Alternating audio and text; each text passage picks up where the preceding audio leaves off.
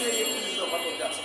আমরা যদি 31 দফাকে বাস্তবায়ন করতে পারি, আমরা যদি এই 31 দফাকে পরিপূর্ণতা জনগণের কাছে নিয়ে পৌঁছায় দিতে পারি, যে 31 দফা যদি আমরা বাস্তবায়ন করি, এটাকে যদি আমরা সংস্কার করি, তাহলে আমার দেশ স্বনির্ভর 100% স্বনির্ভর হবে। তাহলে জনগণ এটাকে রুখে নেবে এবং দেশ এগিয়ে যাবে ইনশাআল্লাহ। তাহলে আমরা কি করব? আমাদের 31 দফা প্রতিটি ঘরে ঘরে, এটা দেশ নায়ক তারেক রহমানের নির্দেশ যে আমাদের প্রত্যেকটা ঘরে ঘরে আমাদের 31 দফা পৌঁছায় দিতে হবে।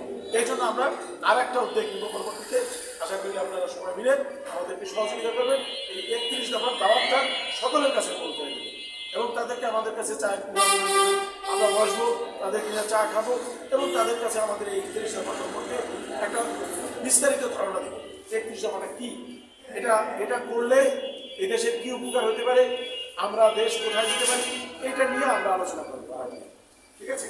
তাহলে আপনাদের কাছে আজকে আমি বেশি বক্তব্য করবো না। সবার কাছে আমার একটি অনুরোধ থাকবে, আমরা এই সমাজকে একটি সুন্দর সমাজ করবো এবং আমরা কোনো চাঁদাবাজি করবো না, কোনো সন্ত্রাসী করবো না, কোনো অপরাধের সাথে সম্পৃক্ত হবো না এবং আমরা জাতীয়তাবাদী দলের সমর্থন বাড়ানোর জন্য প্রত্যেকটা জনগণের কাছে যাব এবং ভারপ্রাপ্ত চেয়ারম্যানের সালাম এবং 31 দফা পৌঁছে দেব।